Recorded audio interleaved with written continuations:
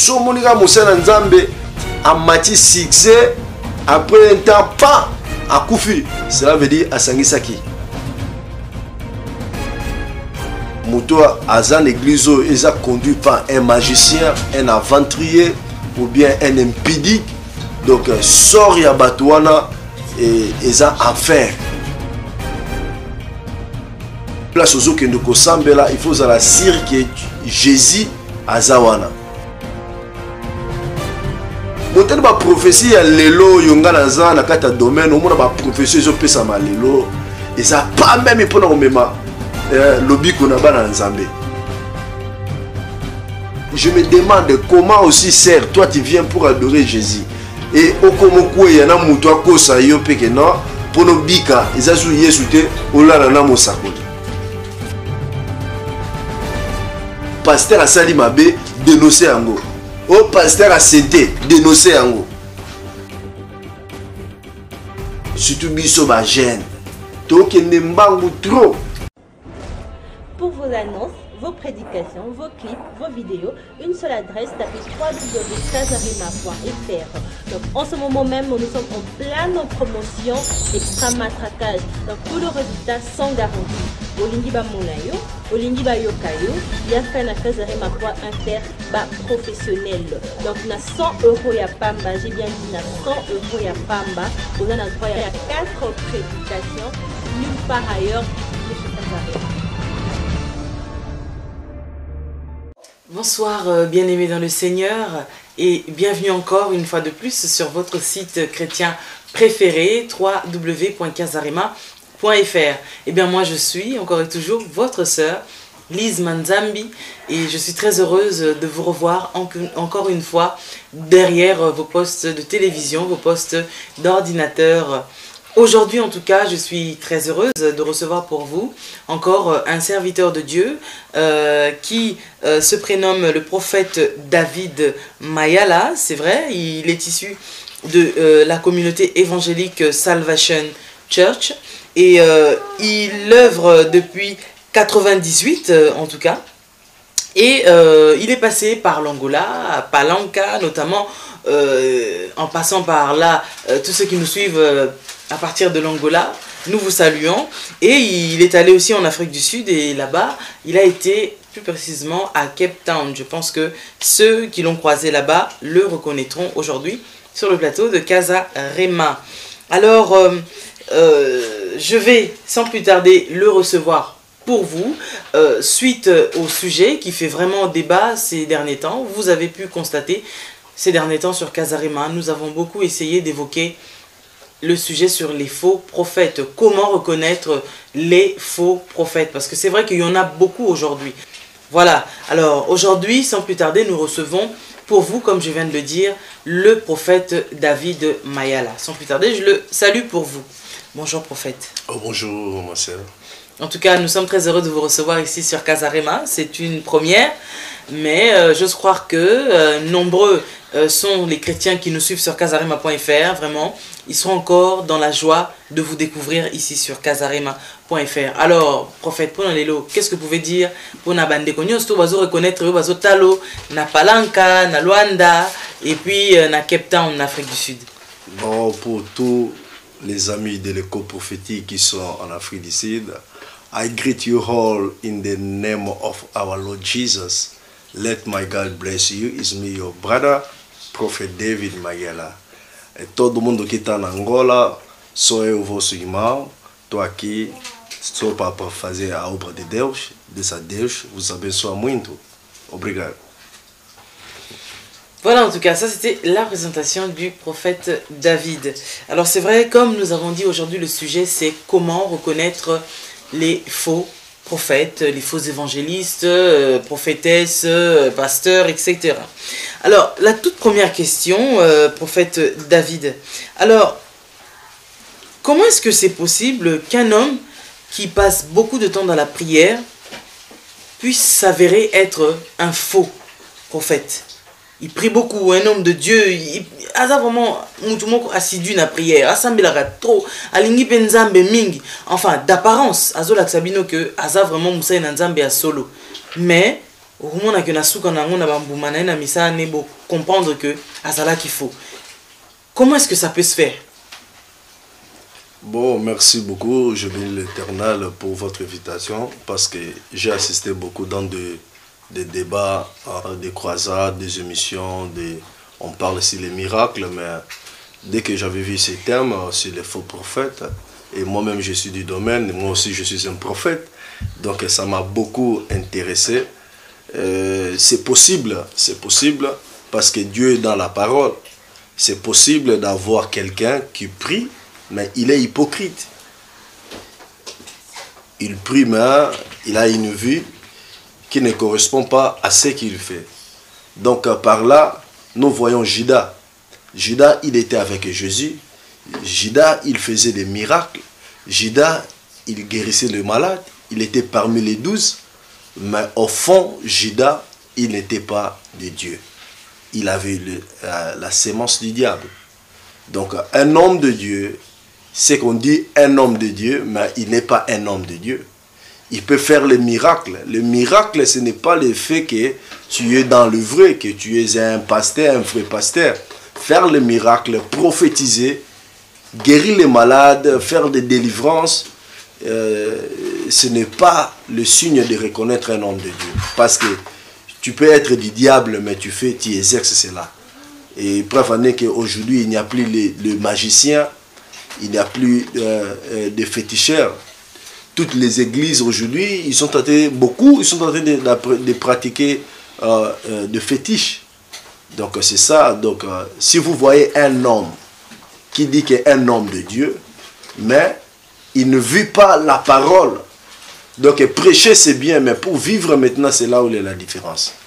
Et Bible le dit bango na ba fruit na bango. Donc c'est ça ce que je peux dire. Merci beaucoup prophète David. Mais est-ce que nous pouvons savoir que risquent exactement les brebis de ce faux prophète? Que risque bampaté il y a faux prophète ou anato il y a faux pasteur? Jésus quelque part a malheur au conducteur aveugle. Donc ceux qui moutou aza aveugle aza na semence ya mabe azo ko conduire peuple de Dieu libotana nyoso ba oké na perdition. Donc ils sont très dangereux aujourd'hui dans une église, en église oyo, là où un homme de Dieu, c'est lui qui est le leader et il ne pas de Dieu, a omemabino nyoso na perdition. Donc le choix d'une église aujourd'hui, c'est comme quelqu'un a le choix, il y a la vie ou la mort. Donc il faut mutu oyo au place aux autres que sambela, il faut la cire que Jésus azawana. Ce n'est pas parce qu'il est le miracle, mais aux assire que Jésus azawana et on te prêche la vie éternelle. Donc c'est ça le preuve que Muto Azan église est conduit par un magicien, un aventurier ou bien un impidique. Donc sort ya batouana et eza enfer, eza lifelo.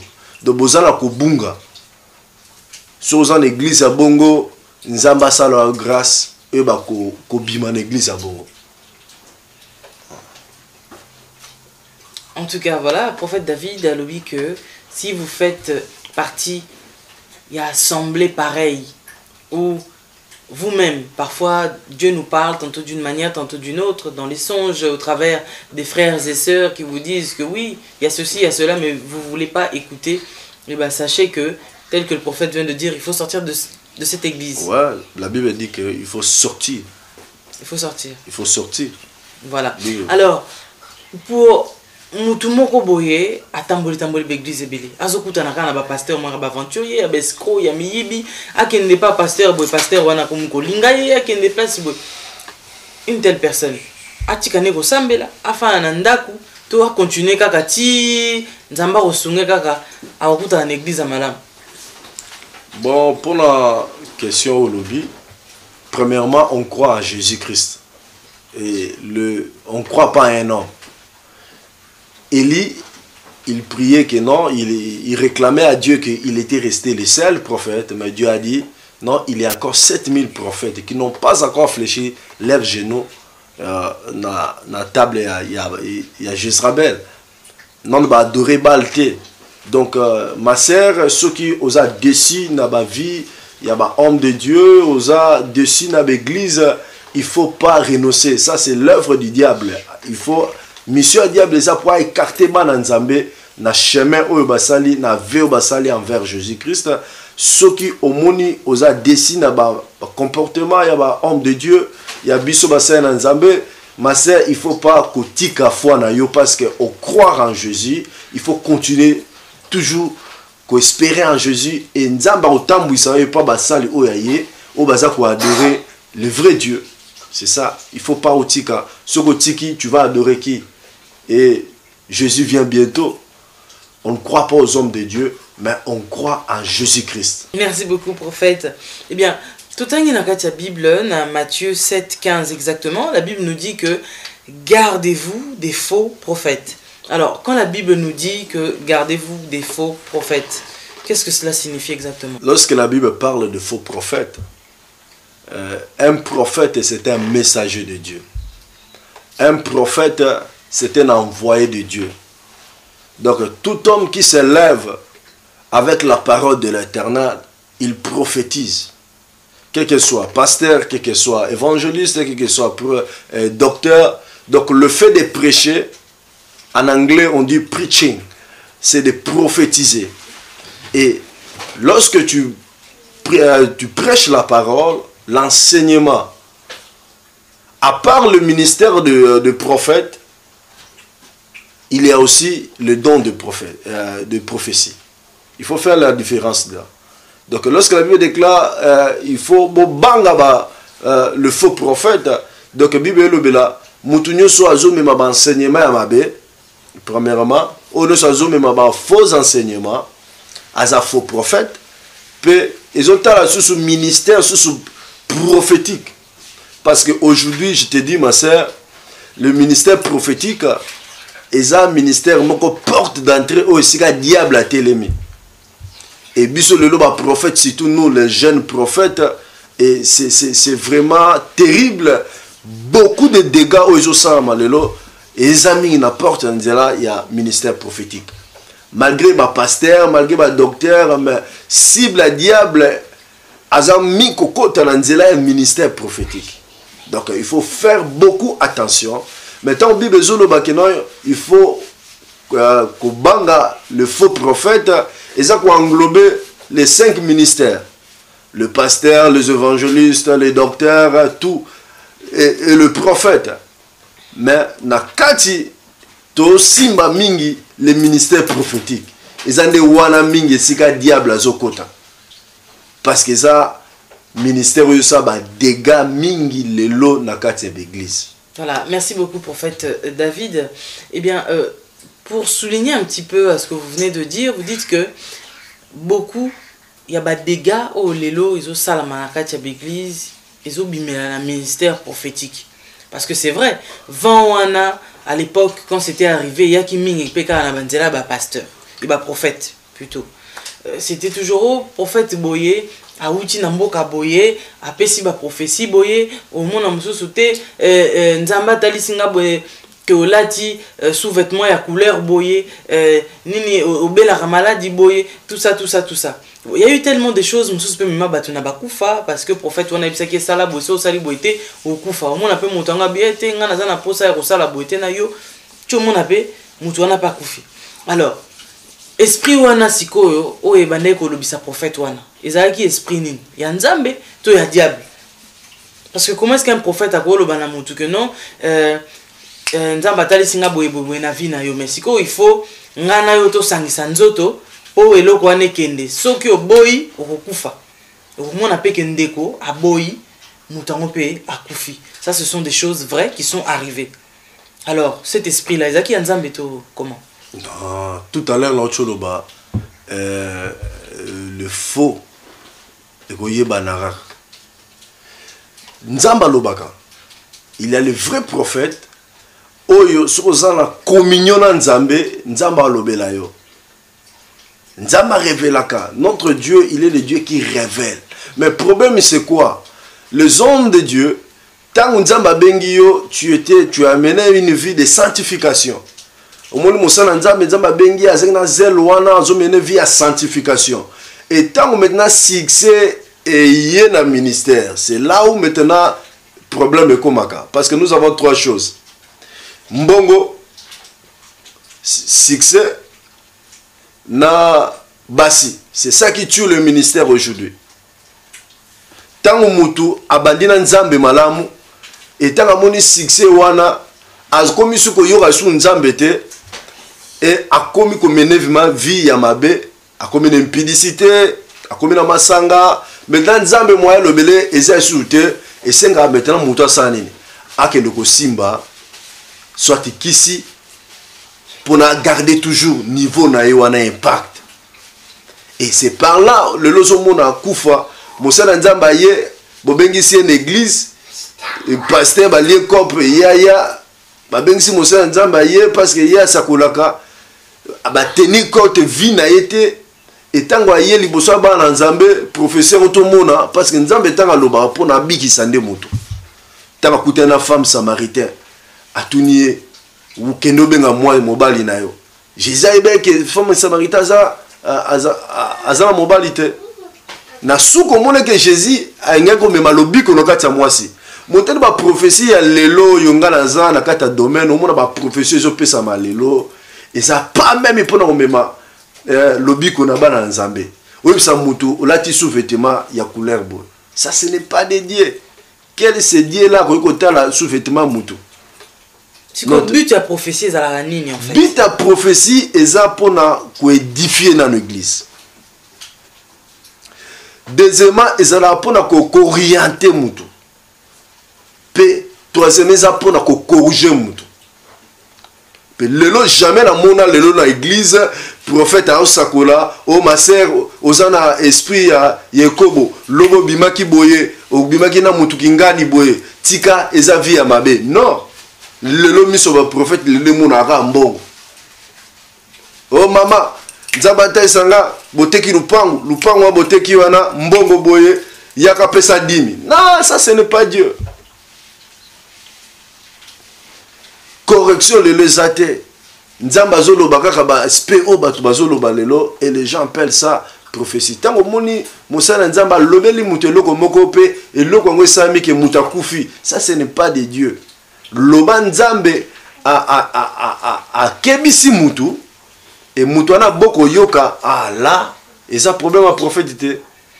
Mais tant que Oyebisi Moutou Fobola la naye, mais je me demande comment aussi sert, toi tu viens pour adorer Jésus. Et Okomoko yana Moutoua Kosa Yopeke non, pour nos bika, ils ont Yesute, Ola la namo sakoli. Mais il faut Nzamba Sungabiso. Je me demande, dans mon ministère, je n'ai jamais vu de ces choses. Que Moutoupa Bika, ils ont Yesute, et comme que yo prophète, yo faut là na mutuana. Mais il faut savoir que maintenant entre yo ser na prophète, yo de mutu faut délivrer prophète. Donc c'est ça. Mais est-ce qu'on peut savoir dès lors on est komi kotinda basali nanzambe wana parce que musali nanzambe baza véritable oin de l'Éternel, il peut pas faire ça. Alors de l'autre côté balobi pe que quand vous êtes en train yako lukakolo bana mutu, faut que bapo Yope likambwana et zoyoté. Ok. Mais qu'est-ce qui fait que, normalement, un homme de Dieu, quand vous êtes consacré, prophète, pasteur, etc., normalement, vous avez un niveau moko, il y a aptitude moko et ça là que, vous passez à un fermissement, vous passez à une école, ndinga, je pense. Et ce qui fait que, normalement, vous êtes préparé quand même. Par rapport à Makamonia Stekokoma. Alors, qu'est-ce qui fait qu'un homme de Dieu a combattu à un niveau, il y a qu'on parle là-bas, si ma fouta, oh non, pour aux délivrance, il faut pas parler là, ma fouta, comme il s'abat, bama ya mungwa, il y a qu'on ça là-bas touchement sexuel et pas ya basi. Et puis, pourquoi est-ce qu'ils font ça seulement aux femmes? Pourquoi est-ce que, non, nous tout le monde des prophètes, mon cabin ici frère, que à ça la paix frère, bah touchement? Pourquoi est-ce qu'ils font ça seulement aux femmes? Bon, question là, il faut tout là, maman. Question pourquoi toujours victime de Makambo. Pourquoi? Parce que moi, les serpents savaient que Adam, il était enseigné de Dieu. Il y a pas, il y a Adam, il y a diable qui n'est pas Ève. Et aujourd'hui, c'est le même histoire, ils ont se répété. Ça nanzambe ba ebi ke ba maman de mutu baza très faible. Ba ebi ke bato ba parce que moi si à vivre mingi na émotion. Tango lobe le likambu au mona maman sotali pe na église la plupart bato ba koyaka. Ce n'est que des sœurs. Ce n'est pas dit que non ba sœur mais eza attitude moko o ba nanzambe ba faux parce que nzamba simba mutu nyos mais eza attitude moko bato nzambe tanga ebika zana biloko na ye ekendaka mingi pa basi et basi mutu baza victime lelo na ba église na makambo oyo ba prière ba sokola yo quelqu'un tu viens à l'église pona obika mais balingi ba sokola yo et ko sokola ce n'est pas dans la Bible, mais bien aimé dans le Seigneur. Nzamba sunga biso soko ken église moko ke bate yo su Yesu te. Ba wembi so lobiko na yo pozwa lobiko esengeli maya mungwa esengeli osote esengeli ba sokola yo mafuta ba pakola yo, ça ce n'est plus Dieu. La délivrance c'est au nom de Jésus. La Bible déclare Pierre tant qu'à un aveugle, je n'ai ni or, ni l'argent, mais ce que j'ai, je te le donne au nom de Jésus. Lève-toi et marche. La guérison, tout c'est au nom de Jésus-Christ. Mais, Moutou a préparé un homme de Dieu. Lelo, et comment ça, Abisso a fait un Nzambe, comment Maman Nzambe comme il musicien, Moutou Alinga Zouana Lombangu. Yango moni bazo briser, toujours briser un peu l'étape. Mutaza osapa père spirituel n'a préparé au bimimba la moko peut-être au bimiona par manque ba conseiller ou adopter vamoko au simbikisi. Donc eza ba retour wana mettre des choses qui la ba maman l'église. Donc maman soko ki une église kende po sambela nzambe longola ba sentiment wana Dieu est dans sa parole. Et vivre la parole, si un homme de Dieu te dit non, pour bika, et ça maille. Mais je sais, et mouvement prophétique, et Dieu peut me révéler, na prier pour na maille, na pesayo, mais et comme ma doctrine était, que chaque jour, pour na yo, au bon de la moutou, il faut tcha maille, tcha mungwa, ou aneza suya nzambete. Merci. Ne jugez pas, n'a qu'au dénoncer. Différence dans nos années. Qu'au juger, jugement, c'est réservé à notre Dieu. Parce que lorsqu'on fait le jugement, on condamne. C'est Dieu qui fait le jugement, qui est le juste juge. Mais dénoncer, c'est autorisé. Et le lot, la moni, ça n'a pas bébélé, à la bêtise, ce que l'obi naïe, oh, bah, j'ai jamais dans un bêté. Non. Dénoncer les mauvaises choses, et ça, malam.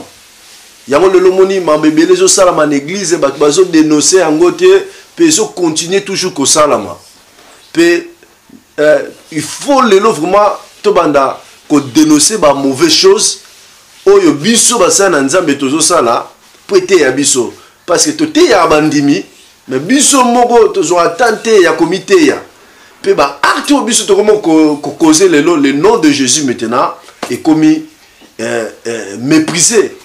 Yango à travers qu'on dénoncer de mauvaises choses parce que le fils du prophète va comprendre que la mort était dans la peau, ils ont crié que koufé koti na kati ya peau pe mosakola tchaki farine. Yango biso bana nzambe lelo l'église soko moni mauvaise chose ça la mine église il faut dénoncer yango. Pasteur a sali mabe dénoncer yango. Oh pasteur a senté dénoncer yango. Oh, pasteur Azali Boazombe la Masanga, tout dénoncé yango. Pourquoi? Été ya pebiso. Parce que Jésus yemoko alinga ki payeba atuna bakbazolo banini ponanga. Batwalo baki lelope na ministère et sengeli to yeba kotuna bakbazolo banini ponanga. Parce que lelo et ceux qui maramanza mezalaki musala mususu mena démissionna. Parce que ba bi ekoti trop toujours yeba souté toujours qu'il y a. Donc, lelo, il faut dénoncer. Misala ya mabe, il faut dénoncer. O aza mwana nzambe. Sura koyaki azonga na nzela. Mais o aza infiltré na kata mama nzambe, akoyimonisa apolele. Mais to jeter, to dénoncer les mauvaises choses. Ngana encourager yango. Merci beaucoup. Alors, nous avons la femme d'un homme de Dieu, en tout cas, dont nous allons taire le nom. Elle a constaté ceci, que son mari a un très mauvais comportement. Masanga, Milani Masanga, deux fois quand il se réunit, les camarades Nemosous aussi, Bazaka n'a même comportement. Kolinga Basi, Kotambolama Vimoko, il y a pité, comme on dit. Et cette femme-là maintenant se demande, est-ce qu'il faut qu'elle continue à prier ou bien Atikane Kosambela? Parce que dans l'église, cet homme de Dieu continue toujours à prêcher. Hein? Il continue cette mauvaise vie, il continue à prêcher. Question oyo salinga na pasi. Comment on a attitude na biso basana nzambe. Yo bengami mosana nzambe mais ozo vivre vie à bongo eza mawa. Puis en plus moi si na yo a commis maintenant affecté na vie na yo. Et je ne crois pas que Bana Barosa a na vie à bien. Conseil à la coopé sa maman, qu'on renoncer tes vies chrétiennes, parce que tant que Bobala na pona malam ou pe na mabe. Et na conseiller yo, on continue toujours à prier. Ce qui mobile na za nzambe, nzamba aussi mbaya ko changer. Mais ce que za nzambe te tika ici sans nzambe sala, mais conseil on peut se kotika nzambe te bondela pona mosai na yo mosai na nzambe mobile na yo parce que nzamba ebile pourquoi atchebino ensemble. Donc bondela mama kanga mutema kotika papa te bondela malgré eza pasi mingi comme la mosai na nzambe aste en vérité na yemo se retrouver na masanga l'impudicité tout ça en plus aza marié vraiment eza pasi. Mais maman, kotika nzambe te, nzambe na biso est capable de tout, peut à changer, surtout aux âmes mariés. Donc c'est ça, c'est que nga la kogo lancé par maman na biso, akama toujours na prière, et nzambe na biso aza nzambe asalaka au-delà, il y a ma pensée na biso. Depuis 2009, nous avons constaté quand même nombre moko et belé, il y a des décès, hein, mort subite aussi deux fois, il y a des hommes de Dieu. Pourtant, Bible zolobake, Moussali naye, il faut assez rassasier na ba jour naye. Mais pourquoi est-ce que les lots bassin nanzambe, homo kufa, pamba pamba, na maladie moko donc okutu, Moussali nanzambe na mako kufate. Oui, ça question moko et dérangé vraiment. Banda 2009, bilan la biso sur Totality 2011, les jeunes serviteurs te koufient trop. Te koufient trop. Et parmi les bateaux qui koufient trop, ils ont bateau qui ont succès. Ils ont sakola makasi. Bazaki na bambongo. Mais, na kotala lisusu. Bazaki sur na vie à mabe. C'est ça. La plupart des serviteurs ont kundi banda 2009 si lelo au monde anda ko sakola makasi azaki na mbongo azaki na succès mais azaki sur la vie à mabe masanga vie à basi susu ya on ngina loba succès ils a réussi tete ozo succès mais ça réussi tete sur tali ba ils a mélange. La plupart, ceux qui ont fait l'autre, ils ont mélange, ils ont gloire et outil pas nzambete, na mabolongote. Mouto aza na vie à sanctification, tandis que David rassasié de vie, de jours. Mouto atamona nzambe, akolaka, puis sur atamona norme, attaque mosana nzambe, akomona.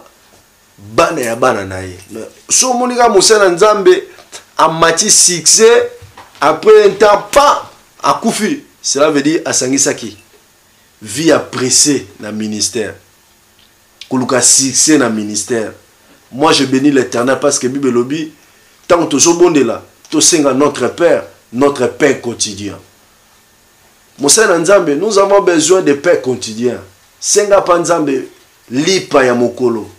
Kolukate oza au-delà ba millions. Oya osimba kisi obanda kokosa na ministère. Obanda koluka kolala basa batu pona bapesa mbongo.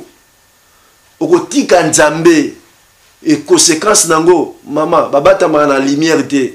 So batami la lumière ba mona yo. Bible lobi mutako buka o ya loni. Soko boy conseil ya Bible conséquence e kangayo. Ya mo lelo tozo kufa. Okepa ndako nganga osimbi kisi po sakolaka. Nzamba loba na e. So za prophète Nzamba loba na yo. Soko tiki Nzambe nde ozo suba vision te. Mais soko za fidèle pa Nzamba loba na e.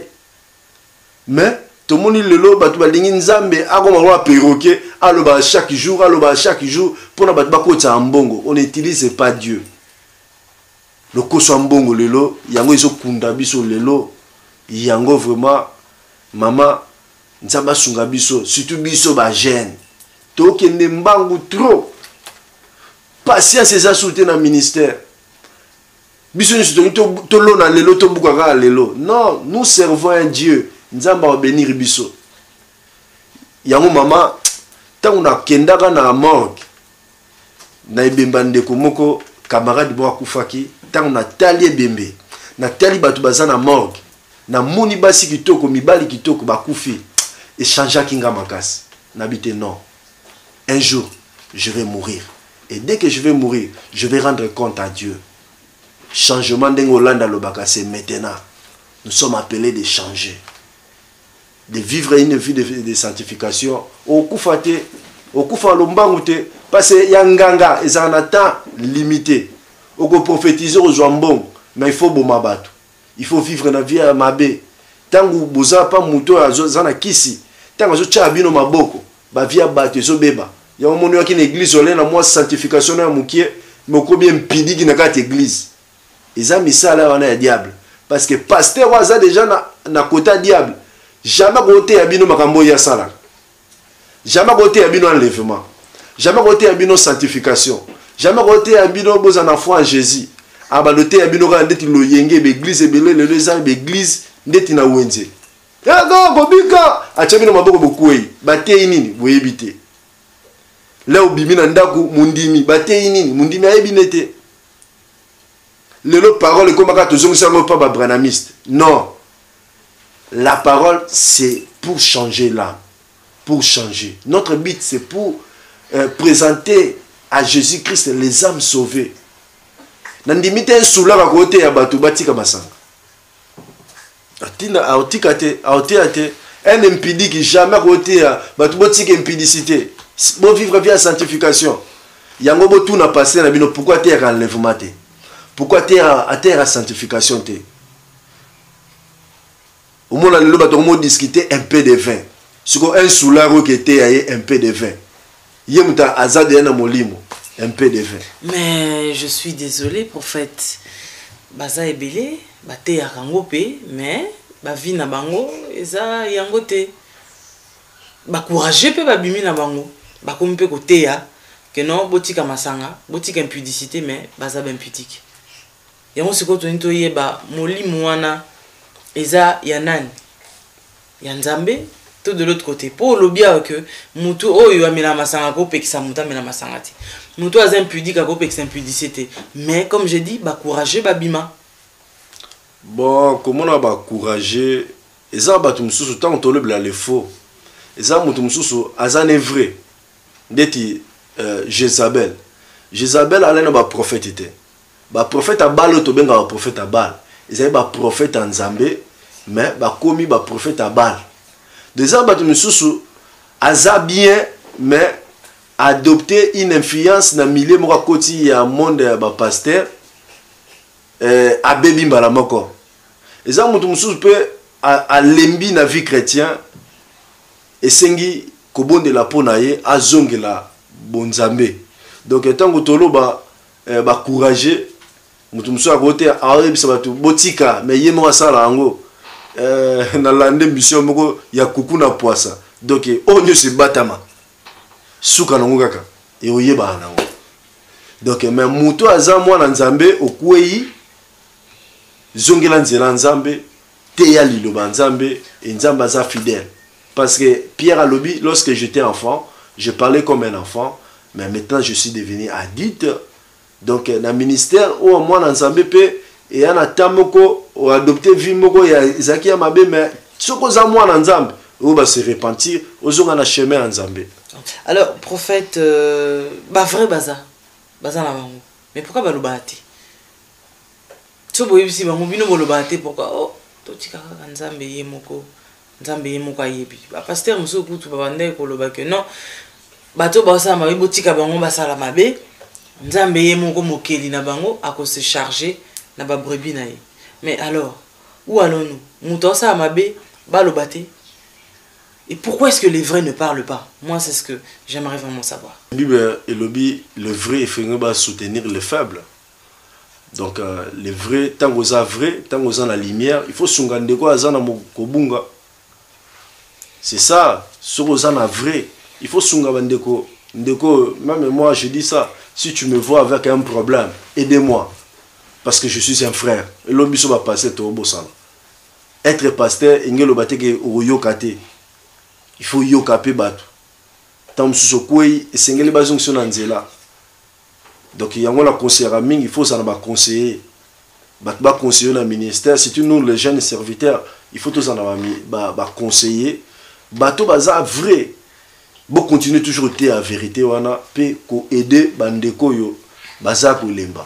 Si que prophète, on a ko reconnaître ba faux, bandeko basa ndengeni.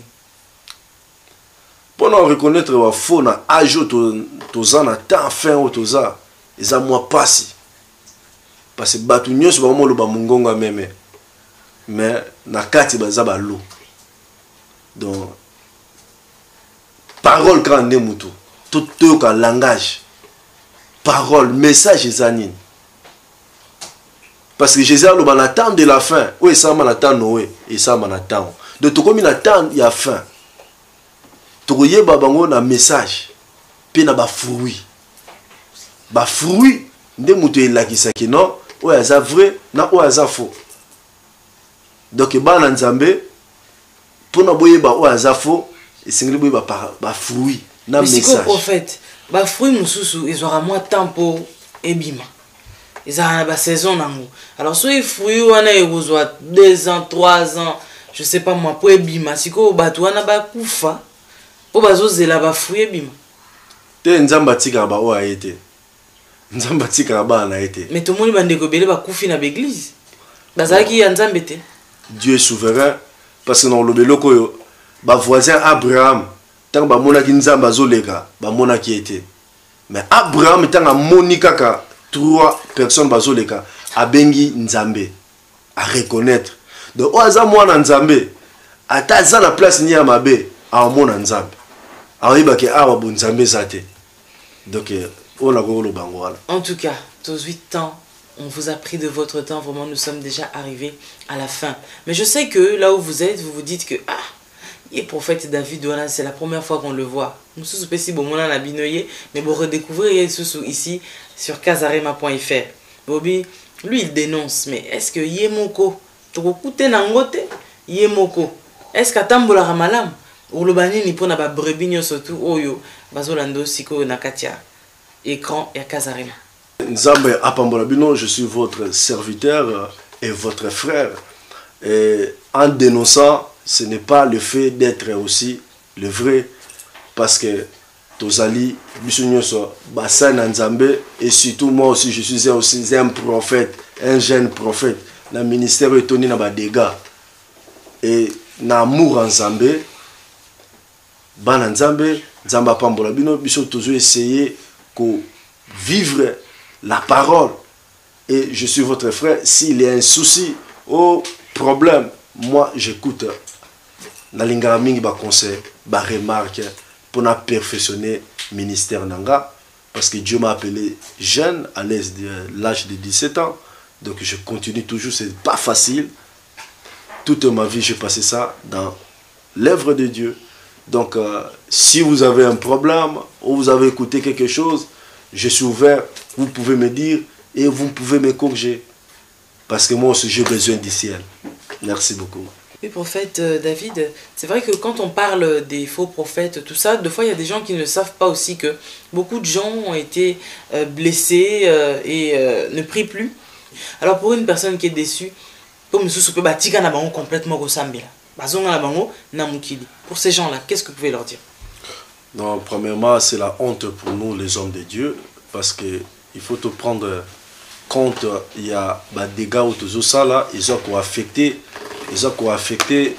Bananzambe et Belé Lelo. Même moi aujourd'hui dans Facebook, je reçois beaucoup des enfants de Dieu au balingi ko sambelate coup et belé et pas na biso basena nzambe vraiment na yebisa ndeko nanga on croit à Jésus, tu ndimeli Jésus, tu ndimeli mutute malgré tu as vu ça dégâts na vie na yo mais kotika nzambe te kovanda pe na ndaku eza solution te donc au bengami au yoka au demeurer dans les enseignements, il y a toujours les bons serviteurs et Luka okokutanana bango et sur la place il y a kosambelate donc moi je peux t'inviter de venir écouter la parole de Dieu et kozala désespérité na bakambo yokuta nango kolanda bamate na internet c'est bien mais demeurer ensemble aussi c'est une bonne chose donc perdre foi na ote pona makambo yo biso basana nzambe oyo okuta nango parce que Jésus a le baki vers le temps de la fin il y aura le faux prophète et vers le temps de la fin tu ba koma boye ba signe wana nyoso zo mona wana eza ba signe o Jésus a le baki donc tango yo monyango yo sa mwana nzambe eza sous na place o ba tu pe bazo sambela nzambe ya solo donc christianisme c'est Jésus qui contrôle s'il y a le faux il y a aussi le vrai donc conseil on peut ça maman bondela nzambe okondiri yo esika ya wapi ya bien et ce que ça ne sika okedete na invité o yape oyoka maloba nzambe si tu es ici en France et Dieu va te bénir. Merci beaucoup pour votre question. Voilà, alors vraiment pour finir bandeko belé bazozela mutuna oyo pasteur moko bon bazana bango ebele mais plus précisément oyo tozotanga e auti ko panza foyer ya bato. Donc frère azaki nanda kunena mwasi na ye donc pasteur wana bomi libala batu résultat frère il se retrouve dehors il a pu sa maison le frère en question a même failli perdre sa vie Nikologara il y a pasteur wana alors que lui avait confié à la femme de ce pasteur asunga ka mwasi na ye ba confier au mwasi ya mutu aux yeux détourner libala ya batu alors que à l'heure actuelle pasteur wana zo continuer à côté à l'église né puis ba brebis na ye baza au couranté siko kaza re masani to yebisa ba brebis wana to yebisa bango te. Quel conseil vous pouvez donner à ce pasteur? A-t-il à côté ou bien à continuer? Mais conseil à grouper ça moutona nzambe il faut avoir aussi un cœur parce que les seules personnes qui a divisé c'était les diables et ceux qui n'ont ministère comment diviser mouto comment séparer là na mouto à souffrir donc aux a sous pasteur prendre conscience na yo et nzamba sunga yo to benga pona ocha kimia to benga pona repanzate et vraiment ça langa pasi comme on a ndeko libale et baby de pasteur ezala yondo mto ko bongisango avant église yeba makambo parce que sur boyi église yeba nango oui batame ko yeba nango pe retour ko ya il faut to capé non soni to épargner pe église. Le tout le monde a Facebook bazo panza l'église pour na mabe ya mutu pasteur au sali donc ils a passé yango wana pasteur kende luka ndeko wana sangisa ye na foyer na ye petit ka foyer wana pe ceux qui n'ont pas te nzamba sungo luka mwasi obala aza marié papa David baboma mwana ili kolo ya makambo papa tika oyo za nango eza ya malamu luka ndeko yo pesa kimia na libala na ye et nzamba opambola yo na Israël ceux qui soldats zu masasi avanda mais lelo tema be église ba leader bango nde mutu église comme domaine privé mutu na ndimita ko tika wana loka yo lobi ko ndimita ko tika bandimi wana ba continuer ko kende to ba fana na banda siko question ça ki bandimba ebité bandimba yebi te que pasteur et ça zuma sas. Donc bandimba yebi te. Même mukolo ba oyeba. Siko bon tant on ande bandimi na kati église ezana ba diacre ezana ba tutu. Il faut mo vendre ça pasteur. Pe pasteur aboyi ko vanda aza pasteur te. Pe na omona mutu le belé pasteur ba vandi ici mais pasteur a telemi face à moni ke ba abotu l'église. Non pasteur, wele la pe am na yo. Yo po benga po na lola. Bongi sa pe vi na yo parce que ngai na sa pe premièrement na alliance na Nzambe, na mwana Nzambe. Na za besoin lola. Na ko boya lika mususu e ko mema ngape na kufa. Donc c'est ça. En tout cas, Sœur Lise, toujours à votre service, Kazarema toujours à votre service. Vraiment, si vous avez des sujets comme aujourd'hui nous avons abordé sur les faux prophètes, comment les reconnaître en tout cas, si vous avez aussi des sujets ou des cas vraiment qui vous ont affecté, qui sont difficiles et vous ne savez pas comment faire pour résoudre ces problèmes, vous ne savez pas quoi faire, contactez Kazarema. Kazarema est là. Nous serons là à vous écouter. Pourquoi pas, nous allons inviter des hommes de Dieu pour pouvoir débattre sur votre problème et nous allons en parler et essayer de trouver une solution pour ces problèmes qui vous préoccupent. En tout cas, pour aujourd'hui, nous sommes vraiment arrivés à la fin. Je donnerai le mot de la fin au prophète David Mayala. Merci beaucoup. J'aimerais aussi inviter tout homme, si vous êtes ici à Paris, et nous venons d'ouvrir notre église, notre communauté Salvation Church, ici à Paris. Nous sommes à Château-Rouge, dans l'avenue d'Ordoville, numéro 63. Et si vous êtes ici à Paris, vous êtes invité de venir écouter la parole, la bonne nouvelle. Nous parlons sur la foi et nous avons une année de parler rien que sur la foi. Donc vous êtes invité de venir à partir de 10h à 12h30. Et si vous avez des problèmes spirituels, vous avez des problèmes dans votre famille et aussi vous avez des dons, vous voulez servir votre Dieu et si vous n'avez pas un endroit pour aller adorer votre Dieu, vous êtes bel et bien le bienvenu dans notre communauté Salvation Church éco-prophétique. Que Dieu vous bénisse. www.kazarema.fr pour suivre plus de vidéos chrétiens. Tout le monde chrétien en tout cas se trouve sur kazarema.fr. Vous avez envie d'avoir des informations sur les artistes chrétiens, les pasteurs, les concerts chrétiens, enfin tout ce qui concerne les chrétiens, c'est sur kazarema.fr. Toutes les news, c'est sur kazarema.fr. Voilà, alors je suis désolé de devoir vous quitter, mais rendez-vous une très prochaine fois, même lieu, même heure, sur www.kazarema.fr. Merci beaucoup. Je suis venu encore une fois vous annoncer une très grande bonne nouvelle. L'église s'est réveillée. Je ne sais pas d'où tu es, bien-aimé, mais je t'invite à cette conférence. Tu verras la gloire de Dieu. Bâtir, n'est-ce pas, l'autel de Dieu avec des actes prophétiques. Nous parlons ainsi d'un homme appelé Élie qui va invoquer le feu et le feu va détruire, en fait, bien-aimé, l'autel de Baal. On ne peut pas continuer à prier et vivre le misère. Nos pères en péché ne sont plus, mais c'est nous aujourd'hui qui payons le prix de leurs iniquités. Ça veut dire que pendant cette conférence, nous allons renverser l'autel de Baal. Nous aurons des orateurs qui viendront de partout. Je vous invite, serviteurs de Dieu. Venez avec vos familles.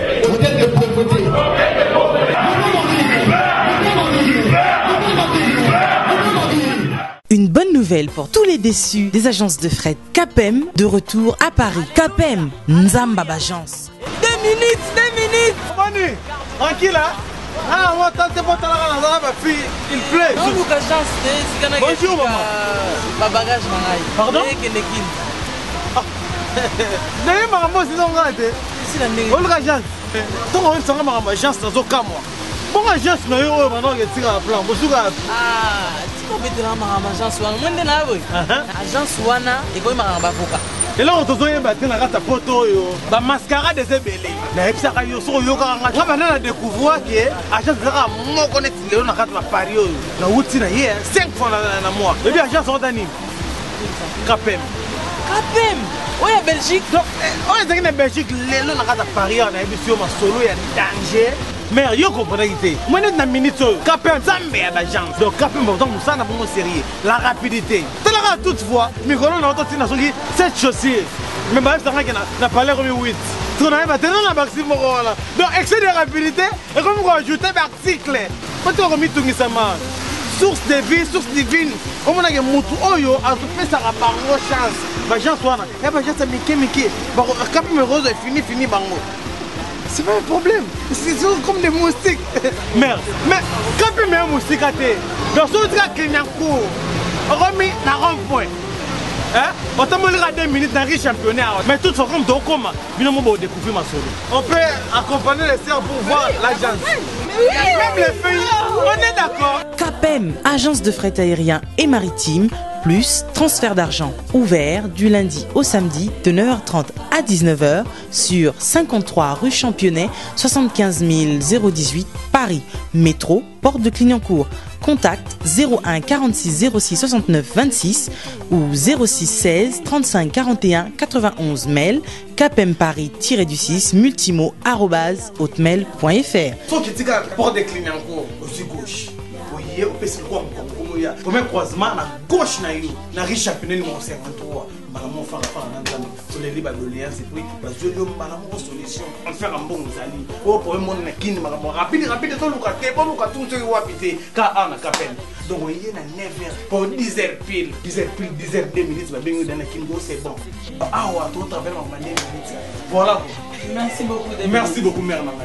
CAPEM envoie vos colis partout en RDC, à Kinshasa, Lubumbashi, Matadi, Mbujimai, Kananga, Boma, Goma, Kikwiti, Kisangani, Likasi, Mbandaka, Isiro, Kindu, Kolwezi, Brazzaville, Djemena, Mwanda, Beni, Bunia. CAPEM, Nzamba Bajance.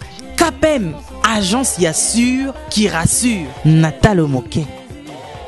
La qualité, la rapidité et le sérieux, c'est sûr, c'est chez CAPEM Multimo à Paris. Nulle part ailleurs n'a Paris. CAPEM est à fin.